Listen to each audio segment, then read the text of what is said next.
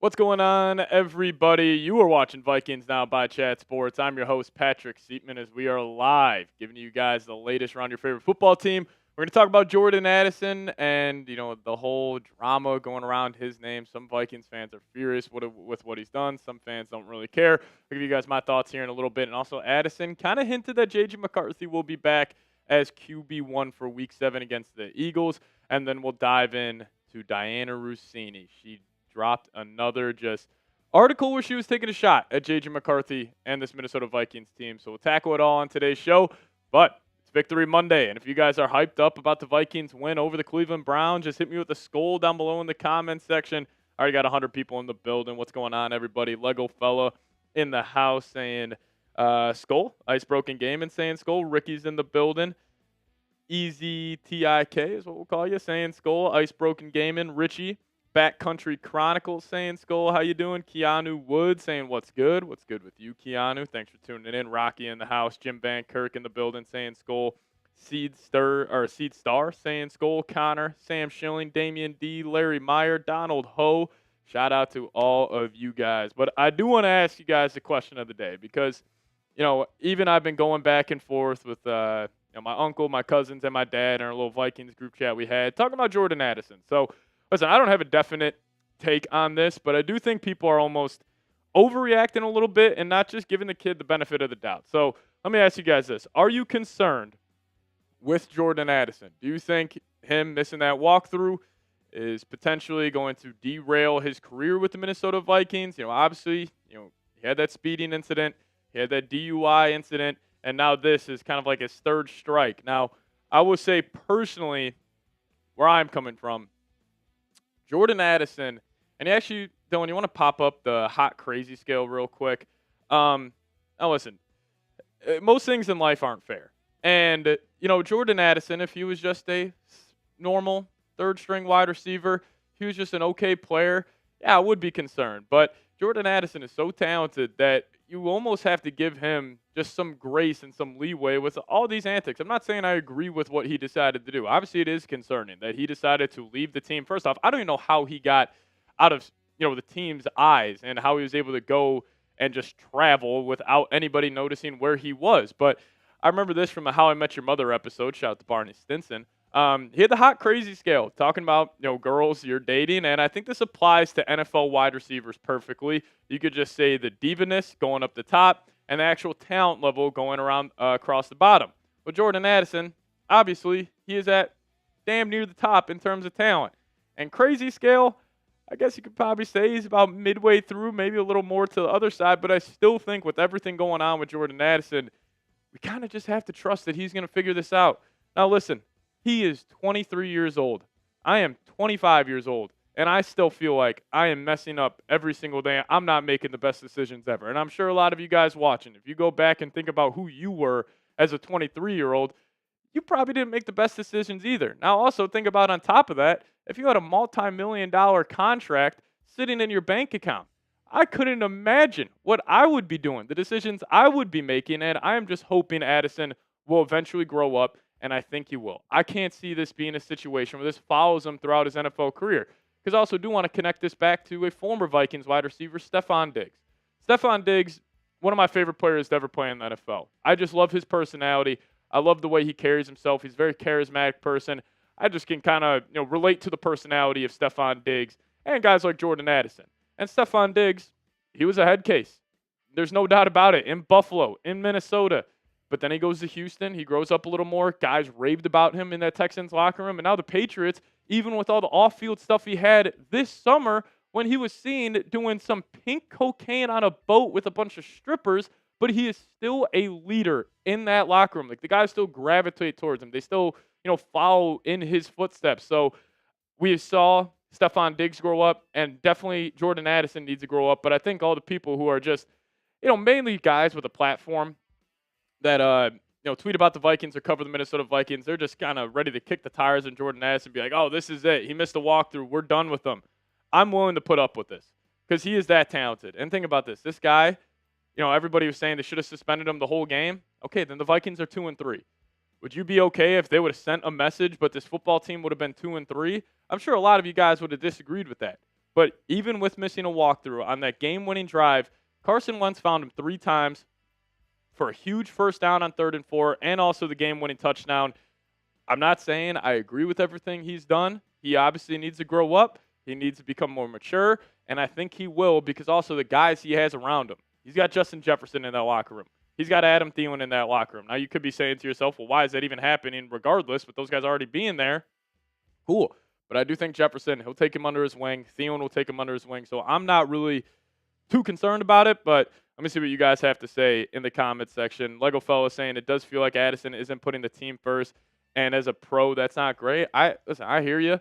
I'm sure if this was just a third stringer, second stringer on the roster, he probably would have been cut.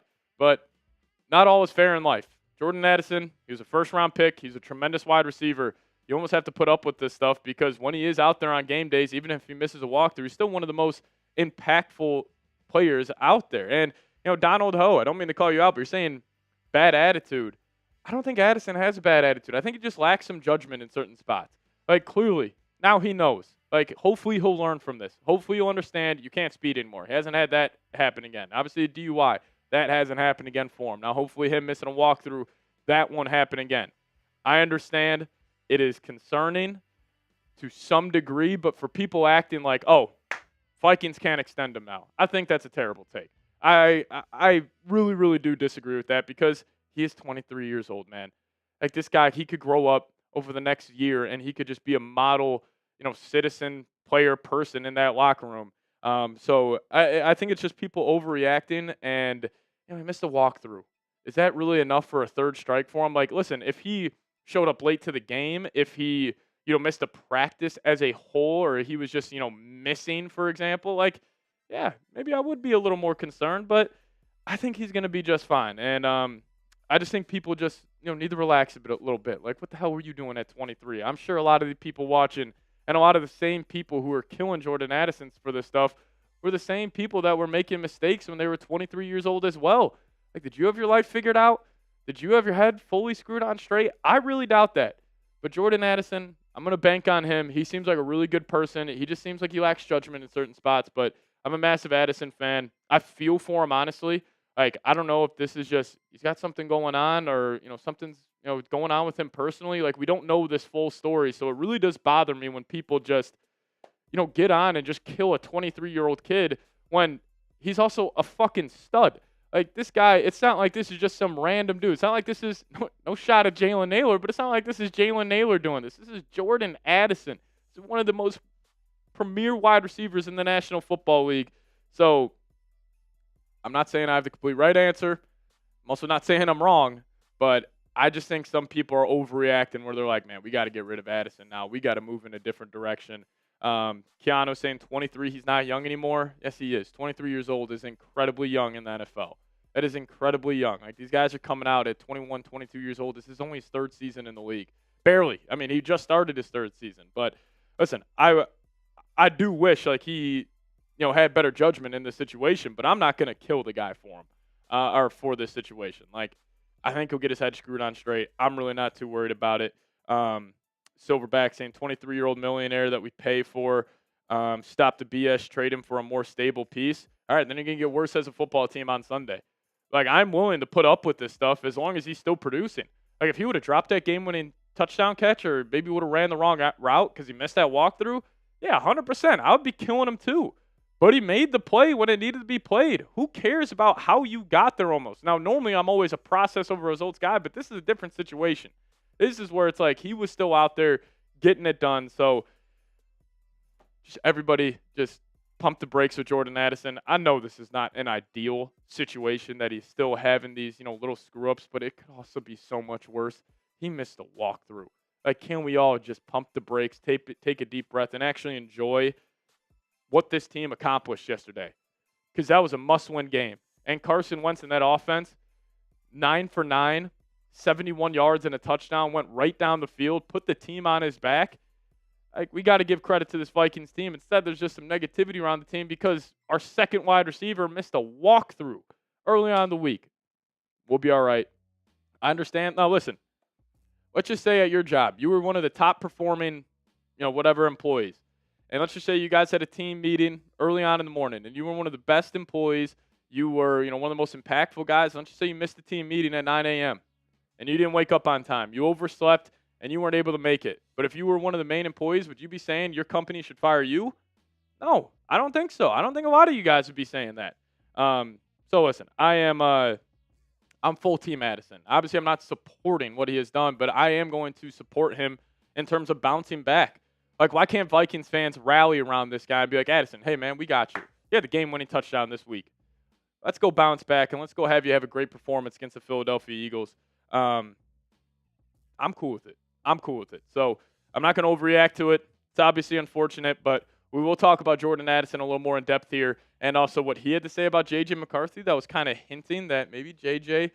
will be QB1. A lot of us think he will be, but Addison kind of opened the door for that being a possibility Week 7 against the Eagles. And then our good old friend Diana Russini.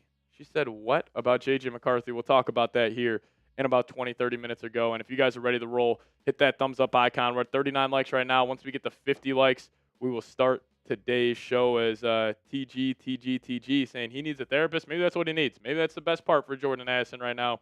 Maybe just needs somebody to kind of get his head on straight. What if that's Justin Jefferson? Maybe Jefferson could be his therapist. But I'm not going to kill this guy for it.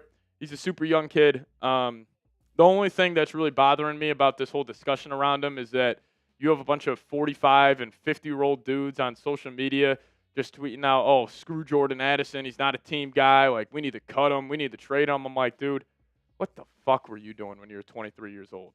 What did you have going on? Like, can we all take a deep breath and stop killing this guy coming off a game-winning touchdown on a must-win situation? This was a must-win game, and he came up in the biggest spot of the game, ran a beautiful route, had 3 catches on that game-winning drive. Just again, I go back to it. What were you doing at 23 years old? And you got the nerve to go on social media, to hop on Twitter, to hop down in the YouTube comment section, and you are just bashing this kid. I'm not giving him passes, Brizzy TV. It's just he is talented enough where I will give him multiple passes. Like, it's unfair. Life is unfair. If Jordan Addison was just another wide receiver in the league and he wasn't a top 20 guy, sure, I would be saying, maybe the Vikings got to move on. But considering how talented he is, considering the game he just had, the past 2 games he just had, I mean, he just had 200 yards and a touchdown the last 2 games. Like, he's going to be all right. Everybody just needs to, pump the brakes a little bit here and just get off his case because he's also too talented. I don't want him just to walk out the door. I want Addison to be a Viking for the rest of his career. I am one of his biggest fans. I will support this guy.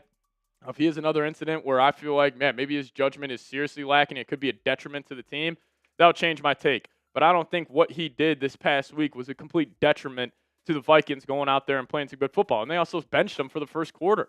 You miss a walkthrough, all right, you get benched. That's cool. Then he bounced back, and he had a hell of a game. So, listen, I understand. I'm not saying I'm completely right on this. I think this is actually an incredibly intriguing and interesting discussion amongst Vikings fans because, like, we all recognize how talented he is, but we also, all recognize that he has, had some, bad decisions in the past. But it all comes down to how do you bounce back? Because when you're in your lowest moments in life, when, your back's against the wall, it's like, how do you respond to that?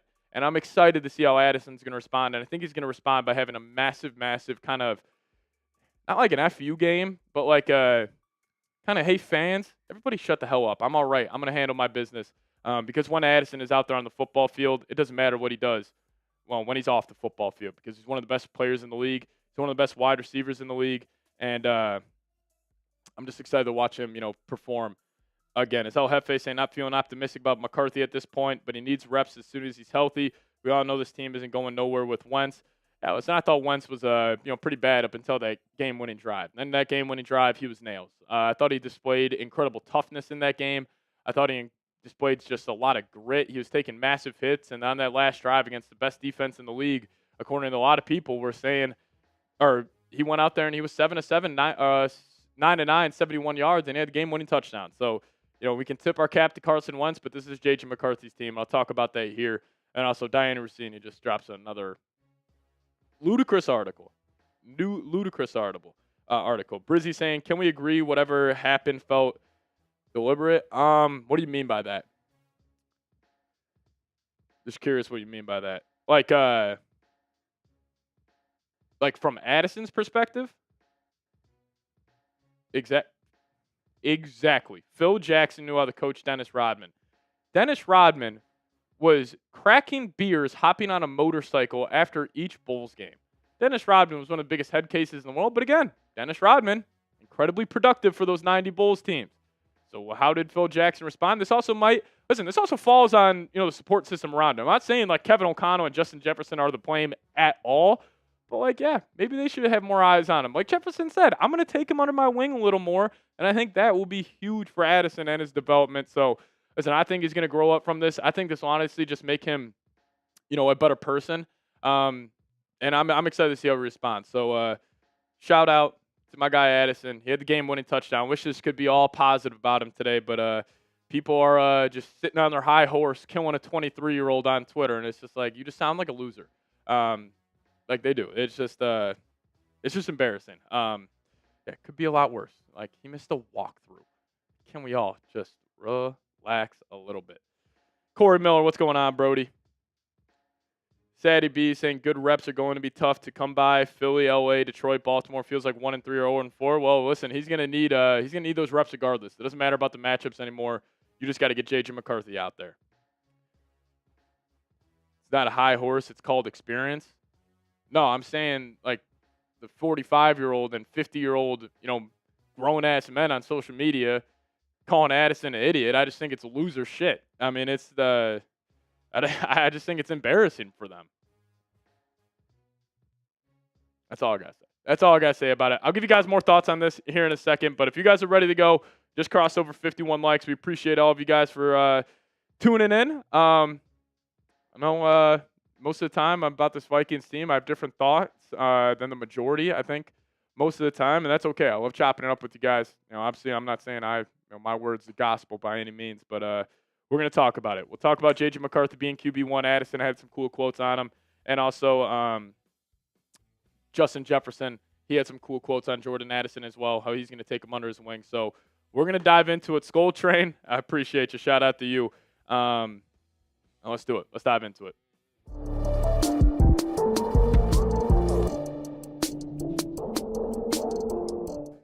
What's going on, everybody? You are watching Vikings Now by Chat Sports. My name is Patrick Siepman, and coming up on today's show, Jordan Addison. Did he reveal who QB1 is going to be for the Week 7 matchup against the Philadelphia Eagles? He had an interesting quote after the Cleveland Browns game, so we'll talk about that, and then also just talk about the whole Jordan Addison drama going on with the Minnesota Vikings and him missing a walkthrough this past weekend. And then I do want to get some positivity out there because still some Vikings fans are negative about the 3-2 start to the season. I couldn't be more in a different camp. I'm very optimistic about this team. Everything they've overcame and everything they've gone through, I think it is setting up for them to finally be peaking at the right time of the year. So we'll talk about that. But before we do so, we're actually at the 20-year anniversary of the infamous, I should say, the Vikings Love Boat scandal. So that happened October 6th.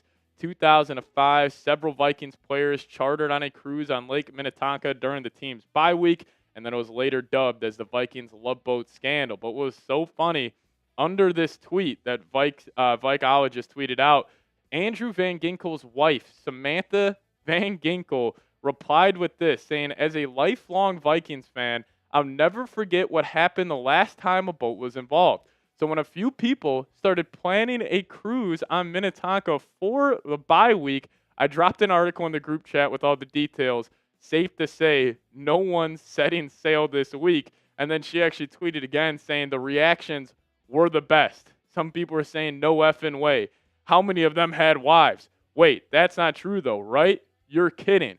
Oh God, this is going to cause a ruckus. We should make it a theme. I had no idea. And the last one was honestly my favorite part. Okay, never mind. Let's just go to dinner.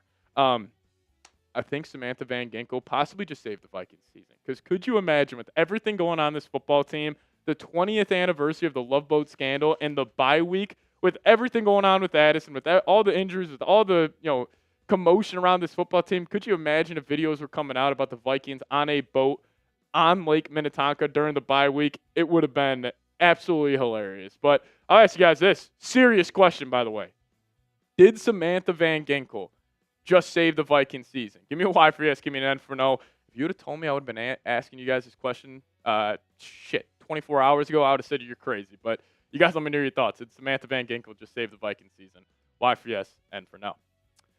All right, let's talk about J.J. McCarthy here and why it seems like he's going to be the starting quarterback Week 7 against the Philadelphia Eagles. So Jordan Addison was talking to the media after the game, and he says, somebody asked him, what's your plan for the bye weeks? It was kind of a setup question by the reporter, but J.J. said, I'm going to be around the building, catching with J.J., just getting ready with him. And if you guys remember, Jordan Addison and J.J. McCarthy have a fantastic connection because when Justin Jefferson was out during a majority of this offseason, all of the viral clips that we're seeing from, Vikings training camp, Vikings OTAs in practice, it was J.J. McCarthy throwing to Jordan Addison. So I can't wait to see the connection. I think it's going to be absolutely electric. And I will say, Jordan Addison, him saying that about J.J. is one, well, why did he say that? I wonder if Kevin O'Connell and maybe he told Jefferson and J.A. and T.J. Hawkinson and Christian Darrisaw, the blue chippers offensively, yes, Carson Wentz, just to clear the air for you guys, Carson Wentz will be the starting quarterback for the first, 3 weeks while J.J.'s gone. But once J.J. is fully healthy, I am pretty sure KOC told these guys, J.J. McCarthy is going to be a starting quarterback. So, obviously, I'm not reporting this right now, but I'm almost 100% certain when J.J. McCarthy, if he is fully healthy for that Week 7 game against the Eagles, he will be QB1, and I can't wait. But KOC, he was talking about Jordan Addison after the game. We'll talk about, him missing that walkthrough, him getting benched for the first quarter, and Vikings fans all freaking out about it. But KOC after the game on Jordan Addison, and this is why I absolutely love Kevin O'Connell and, why I just love this Vikings team and why they're so easy to root for. He says, I love Jordan Addison. I think he's a guy that I care about tremendously, and that's just who KOC is as a coach. He's obviously a player's first coach. He has his players back, but I'm sure he said that just to kind of quiet the noise because everybody on social media, all these grown-ass dudes, are just coming at Jordan Addison. And I tweeted this out, and it sparked a huge discussion on Vikings Twitter. People were kind of going at me a little bit, but I mean what I say. A lot of people talking about Jordan Addison like they never made a mistake at 23 years old. Jordan Addison obviously has a lot to growing up to do. But for a lot of people coming at him, saying he's a bad dude, saying he's a lost cause, saying he has no chance to turn this around, what the fuck were you doing at 23 years old? I'm serious. These are 45 to 55-year-old grown-ass men hopping on social media, killing a 23-year-old who just caught the game-winning touchdown for their favorite team, and they're acting like they're on their high horse, like they have done nothing wrong. I understand Addison.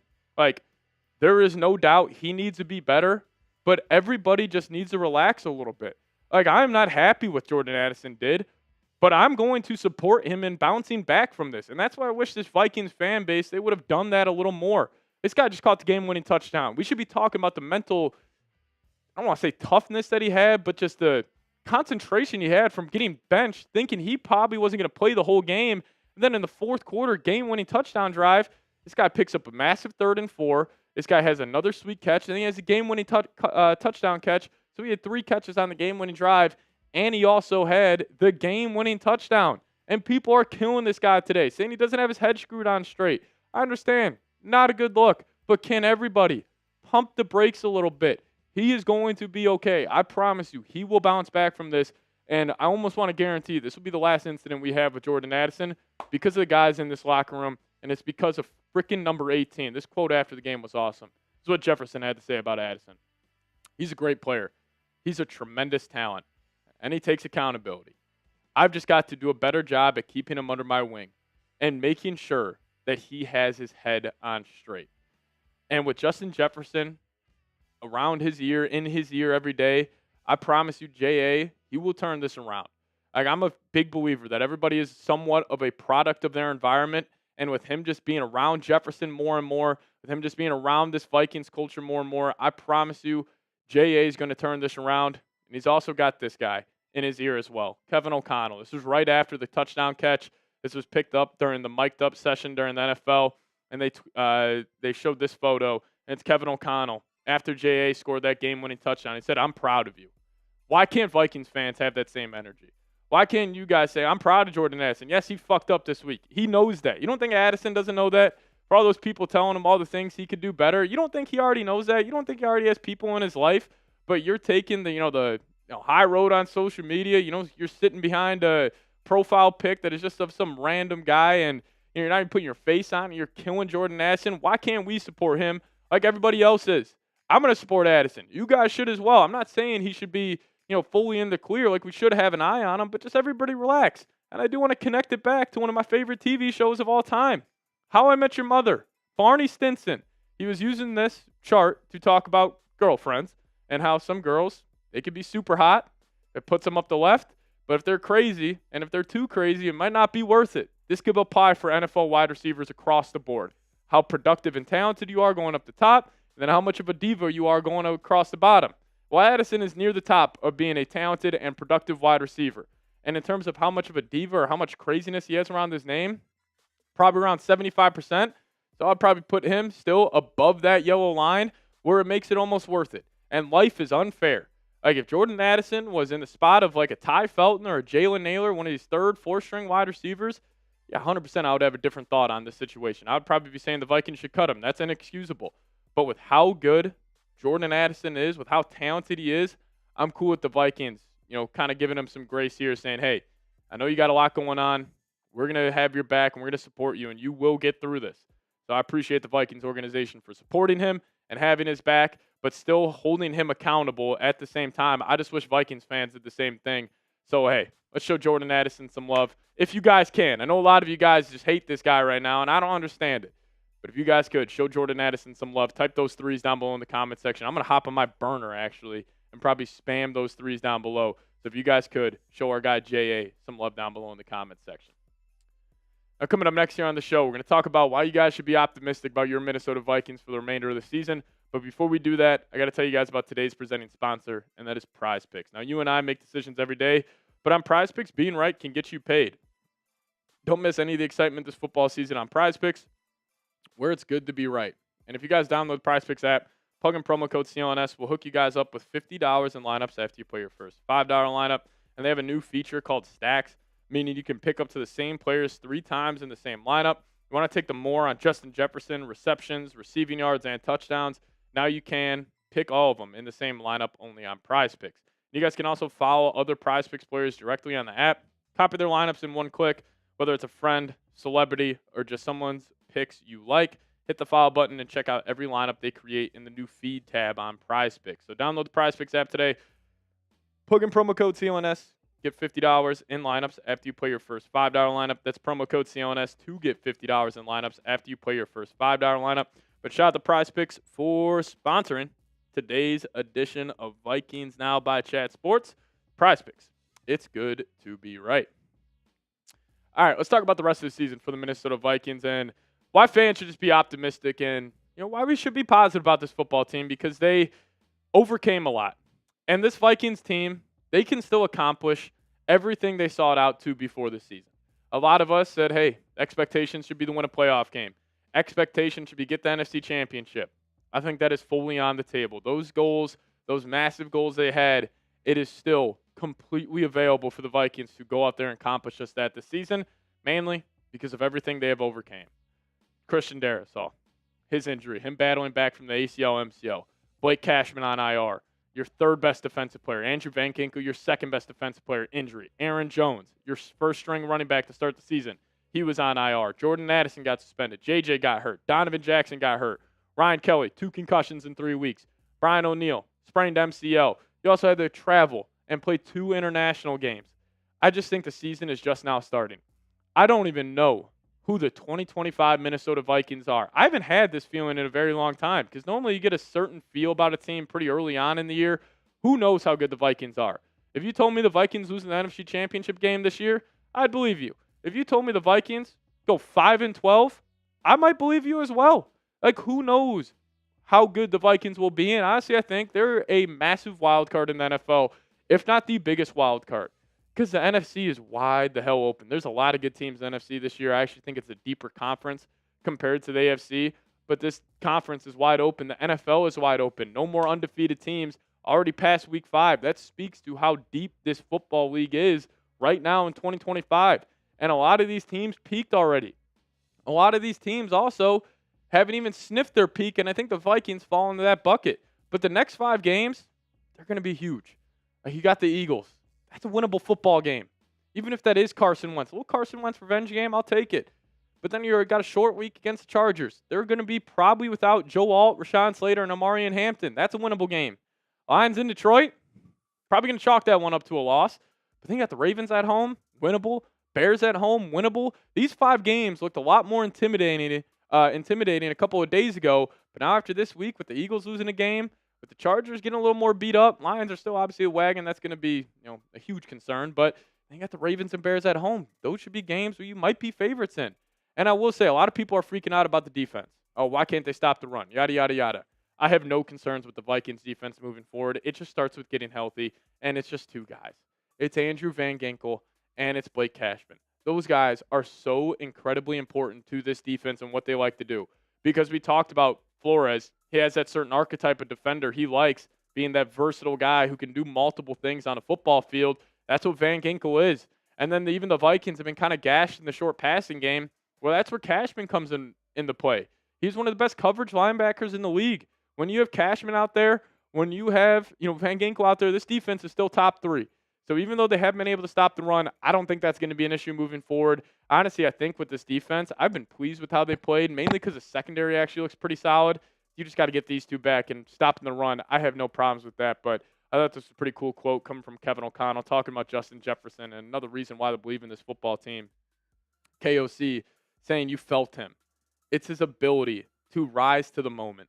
And I'm not trying to say like Justin Jefferson by any means is fully underrated. But I do think sometimes when we are covering sports in general, or even just life in general, I think we underrate greatness a lot. Like, there's a lot of good football players in the NFL. There's not a lot of great ones. And I think sometimes we undervalue those great receivers and truly how great they are. Because there's also a gap between being a great player and being an all-time player. And Jefferson's in that all-time category. Again, there are a lot of great players in the NFL. There's a lot of good players in the NFL. But there's also levels to it. And I have never seen a wide receiver in my life step up to the moment like Jefferson does. Like, I go back to that 4th and 18 play. I even go back to a couple years ago, that 3rd and 33 play against the Detroit Lions where he mossed Kirby Joseph and that other Lions DB. This guy just makes big plays in the biggest moments of the game. He is truly like a clutch gene wide receiver, which is very rare now in the NFL. And also, the best wide receiver in the NFL conversations, they are just straight up silly at this point. Like, just nonsense conversations. Jamar Chase, I think he's going to be a top 10 wide receiver of all time. But like I was saying, there's levels to it. There's levels to Justin Jefferson and Jamar Chase. It doesn't matter who the quarterback is. It doesn't matter what types of looks he's getting. He goes out there and he executes and he produces every goddamn week, every goddamn season. He's a walking 1,500 yards. He is the offense. He is the catalyst. He is this Vikings organization. I'm just grateful that he's a part of the team. And also, he had this to say about his play. It was absolutely badass. Saying being doubled, being tripled, single coverage, it doesn't matter. And it doesn't matter who's throwing the ball. 18 is going to go out there and make a play. And that's what 18 does all the time. He just makes plays. And I thought this was so interesting. The dude's having a slow start to his season compared to the rest of his years in the past. And the dude's still 3rd in receiving yards in the league, going for 450 during his first 5 games. And he's only 12th in targets at 42. This guy's a tremendous talent. And I just think we just need to just be grateful for him. Because these wide receivers, I mean, a lot of them are divas. A lot of them have a lot of stuff going on. I mean, just take Jordan Addison, for example. But Justin Jefferson, he's a perfect player. He's a perfect teammate. He's a perfect just member of the Minneapolis society. He is everything you would want as a face of the franchise at the wide receiver position. So shout out to Justin Jefferson. He's going to be a big reason. He will be the reason if this Vikings football team goes on a run this season. And I want to ask you guys this. Predict the Vikings record for the rest of the season. 3-2 right now. A gauntlet of a schedule coming up.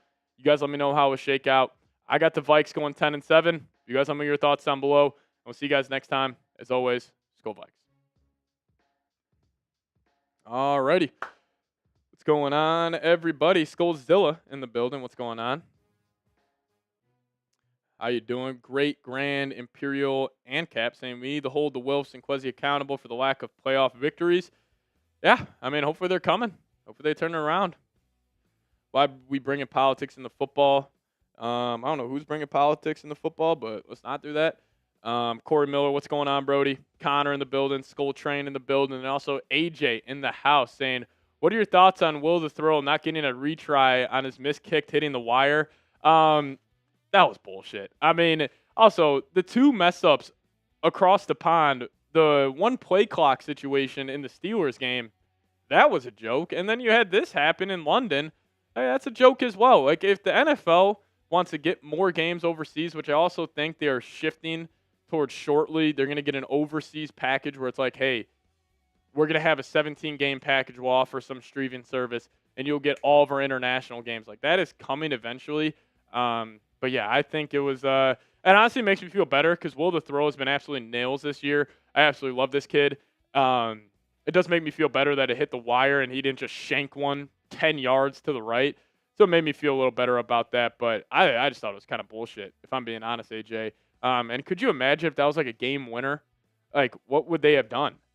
Like, that just is a little concerning from the NFL side of things, but that just can't happen. That just can't happen.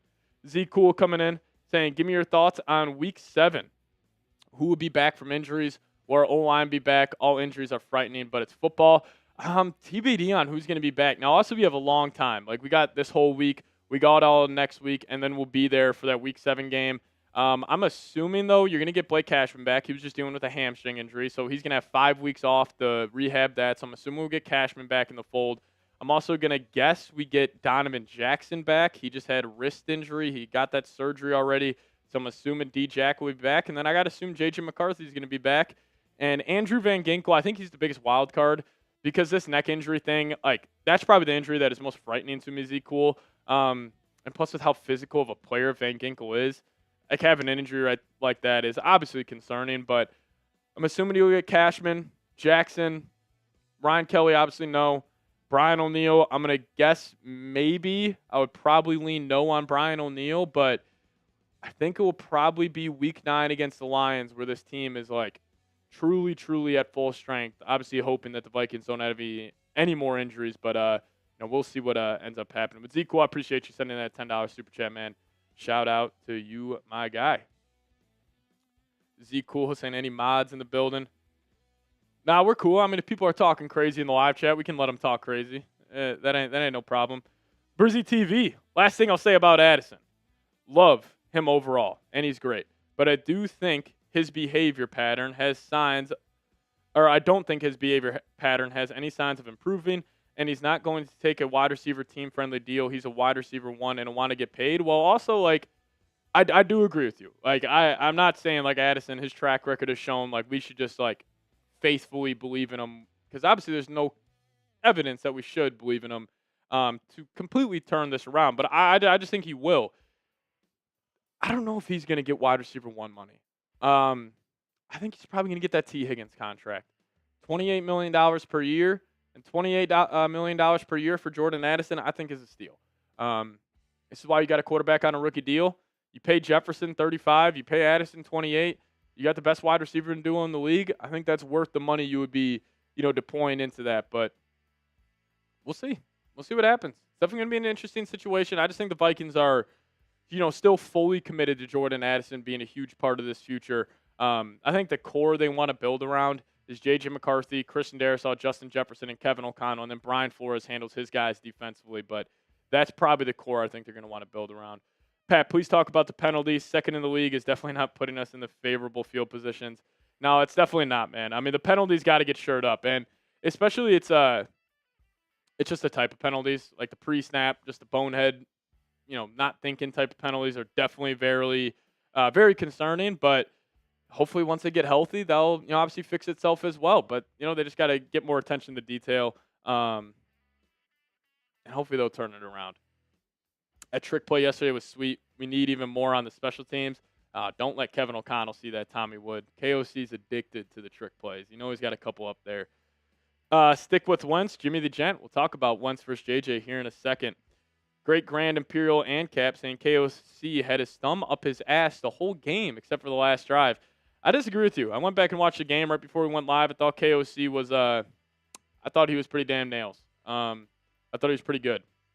impressed with Blake yesterday. I was too. Blake Brandel, when I was going back and watching it, he had a pretty good game. PFF graded out pretty poorly. I kind of disagree with PFF. I thought Blake Brandel had a good game for playing center for the first time. Like, he was just as good, it felt like, as Ryan Kelly's been the last couple of weeks. Like, he had that one low snap, but he never really got beat too bad. Like, he got beat a couple of times, but it wasn't like when you get beat off the ball and it's like, hey, he's at the quarterback in half a second, and was not that. I thought he actually impressed me. Maybe center is his natural position. Instead of swing tackle, swing guard, he's just going to be a center, but we'll see.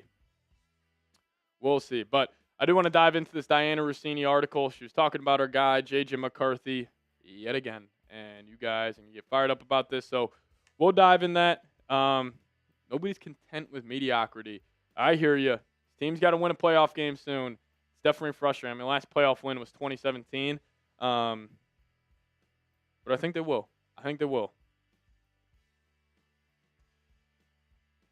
Alrighty. You guys ready to rock and roll? Let's talk about what Diana Russini had to say right now.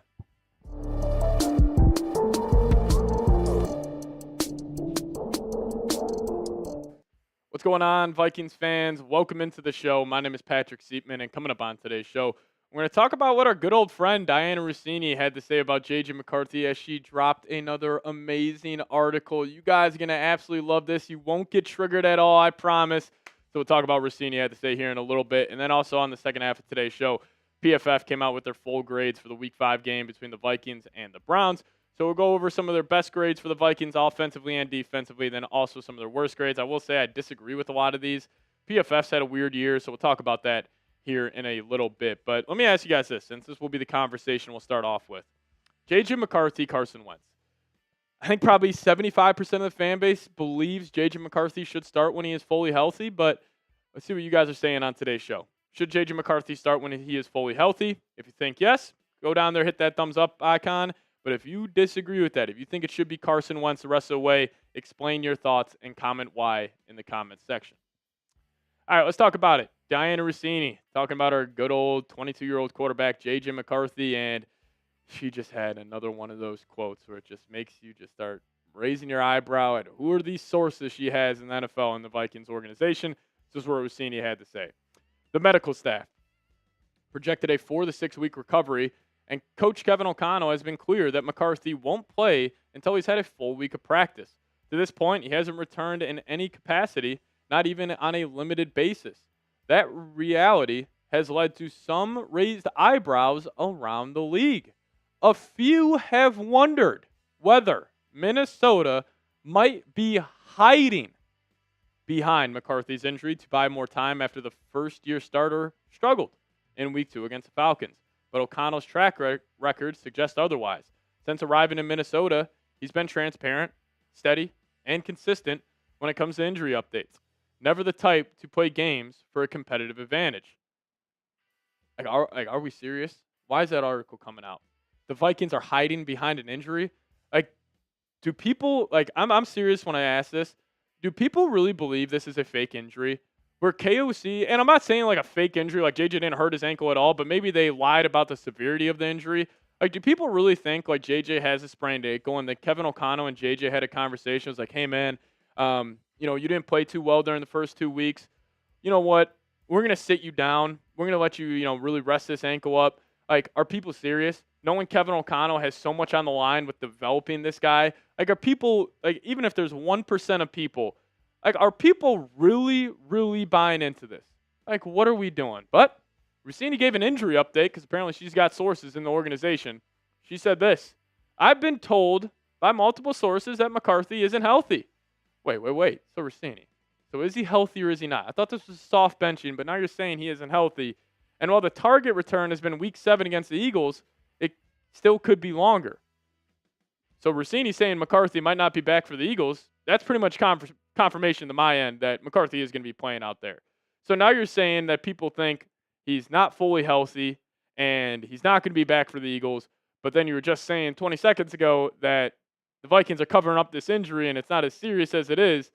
Well, why wouldn't they have had him, practice in limited capacity over the last couple weeks? I just don't get what her shtick is. I think, honestly, Diana, she's actually a smart person. She understands that, chumps like me are going to make a full video about this. and give her, the clicks and the headlines she wants, but I just really don't understand this. Like, do people really believe that this is a soft benching by Kevin O'Connell and this injury is fake? Like, come on. Let's just use our heads a little bit. I don't think that's real at all. I think JJ is going to be back out there week 7, as he should be. This is JJ McCarthy's team. He needs the reps. We got to develop this young guy. We've already seen him take strides in that Bears game. First 3 quarters, terrible. Turned it up in the fourth quarter. Week 2 against the Falcons, didn't play good. Offensive line was terrible. He missed practice on Thursday. Short week as well. I'm just going to chalk that up to, hey, early career just mishaps, where all these young quarterbacks early on in their career, they'll have bad games. It's going to happen. But this is JJ's team. You need him to develop. And also, for all the people who, criticize this organization about getting playoff wins and, we got to win a playoff game this year. Are we going to win a playoff game with Carson Wentz? The answer is 100% no. I'm not saying we're for sure going to win a playoff game with JJ McCarthy, but our best chance is for JJ to be the starter right away, get those reps, and hopefully, not in mid-October he is peaking, but hopefully JJ, December, rolls around, and he's playing some good football. But, hey, if you guys disagree with me, I'm not saying I'm right. I don't have the word of the gospel here. So if you guys could, pick a quarterback for me. Give me an 11 for Carson Wentz, or give me a 9 for J.J. McCarthy. Now we'll dive into the PFF grades here from PFF in just a second. But before we do so, today's show is brought to you guys by PrizePicks. Now, you and I make decisions every day, but on PrizePicks, being right can get you paid. So don't miss any of the excitement this football season on PrizePicks, where it's good to be right. And if you guys download the PrizePicks app today, plug in that promo code CLNS. We'll hook you guys up with $50 in lineups after you play your first $5 lineup. Now, PrizePicks is the only app that offers stacks, meaning you can pick the same player up to 3 times in the same lineup. Want to pick more on Josh Allen's pass yards, rush yards, and touchdowns? Now you can. Pick them all in the same lineup only on PrizePicks. And if you follow other PrizePicks players directly on the app and copy their lineups in one click, whether it's a friend, celebrity, or just someone's picks who you like, you can hit the follow button and check out every lineup they create in the new Feed tab on PrizePicks. So download the PrizePicks app today and plug in that promo code CLNS. Get $50 in lineups. After you play your first $5 lineup, that's promo code CLNS to get $50 in lineups. After you play your first $5 lineup, a shout out to PrizePicks for sponsoring today's show. PrizePicks, it's good to be right. All right, let's dive into the best and worst PFF grades from the Week 5 game against the Cleveland Browns. Obviously, the Minnesota Vikings struggled throughout the majority of that game in a rock fight game with a bad football team, but with all the injuries, all that matters was the Vikings coming out on top, and the best defender from Week 5, according to the PFF, was the guy Javon Hargrave, posting an 87.6 overall grade.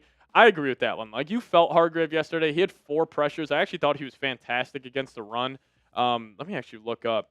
I just want to see his exact run grade from yesterday's game because I saw he had 4 pressures. And listen, Hargrave's been struggling majority of the year. So his run defense grade, highest one of the season, 69.8, but his pass rush grade yesterday specifically was 85.4. Had 3 tackles total, had 2 stops in the run game as well, and they also had 4 pressures. So hell of a job by Javon Hargrave. And then Jonathan Grenard, this guy's just a stud. Had 6 pressures yesterday, 75.8 overall PFF grade. This guy's just an animal. I feel bad for him. I think he's got 1 sack on the year. It really feels like he should about 3 or 4. But then again, sacks are obviously a good stat to evaluate edge rushers. I'm not saying they aren't, but they aren't the full story. I think if you just looked at the sack total, you would think Grenard's having a bad year. In reality, I think he's been just as good as he's been over the last couple of seasons. And then Josh Metellus, Swiss Army knife, he looked great, 74.3. And then LDR, he was popping yesterday. He had a great game on a couple of huge run stops late, and he posted a 71.1 grade. And then Dallas Turner, 71.0. Finally, Dallas Turner gets a good grade from PFF. They've been, just completely hoeing him lately. But it's good to see DT get a good grade there. But the worst and the lowest graded defenders on defense, Eric Wilson getting a 34.8 overall grade. Not good there. This one I don't understand at all. Byron Murphy Jr. getting a 49.1 grade. I thought Murphy was pretty good yesterday. I think Murphy's been pretty solid this entire season. Him and Isaiah Rodgers have really impressed me. The pass defense has been pretty damn good for the Vikings, so I don't necessarily agree with that one. Jonathan Allen was all right. I guess I kind of agree with the 55.5 overall grade. He didn't really pop too much when I was going back and watching the film, so I can agree with that one. Theo Jackson, I thought he was good. I kind of disagree with that. And then Harrison Smith, limited snaps. I think he played 20 this past week, which was his highest total so far this season. He had a huge play on Dylan Gabriel late in that game, but a 59.6, probably correct there. And then offensively, I don't know how you didn't give Jefferson a 90-plus grade yesterday. He was damn near perfect. This guy was making big-time plays. He truly put the team on his back. Like, if 18 wasn't there yesterday, Vikings probably lose that football game 20-6. But you ended up winning the game because 18 was in the lineup. So he looked absolutely fantastic. The most dominant non-quarterback in the league. He just makes the life of a quarterback so much easier. And just throw him the football. If you're a quarterback, you look like a good quarterback. And then Christian Darrisaw was nails yesterday, obviously on a snap count. But CD, grateful he's a Minnesota Viking. That was a hell of a pick by Spielman. 74.5. Jordan Addison, solid as well. Carson Wentz graded out pretty damn well, 67.1. Obviously, got a huge boost for that late game-winning drive. And then Jalen Nailor. Nailor's been fantastic this year. I will tip my cap to Jalen Nailor. This guy, we were killing him this offseason. Just gives it drop issues. He had that hand injury, but he has almost made Adam Thielen unplayable because you got to get speedy out there on the football field. So I thought he looked pretty good. But this is where I have a problem. The second worst PFF grade for the Vikings yesterday was Blake Brandel, 41.0. Couldn't disagree more. I actually thought Brandel had a pretty solid game. And again, when I was going back and watching it, I think an offensive lineman, if they have a good game, it should be you don't even notice them. You didn't notice Brandel. He didn't get beat a whole lot. Now, I will say Joe Huber got beat a couple of times, so he probably deserved that 40.8. But I didn't understand Brandel. Xavier Scott, when you have a fumble as a running back, he only played in 14 snaps. You're going to get a low PFF grade. Josh Oliver, don't know how you got there. Caught a 32-yard touchdown. He was good run blocking yesterday, so I disagree with that. Adam Thielen, limited action, but I can't see why they gave him a low grade. But overall, PFF has had a weird year. And maybe they're just seeing it differently than I am, but I just don't get it. Blake Brandel, 41.0. I just can't wrap my mind around that. But if you guys made it to the end of today's show, we appreciate all of you guys for tuning in. Just hit me with a skull down below in the comments section. And we'll see you guys next time. As always, Skull Vikes. All righty. Are we talking about Quezzy being a DEI hire right now in the chat? What are we doing? What are we doing?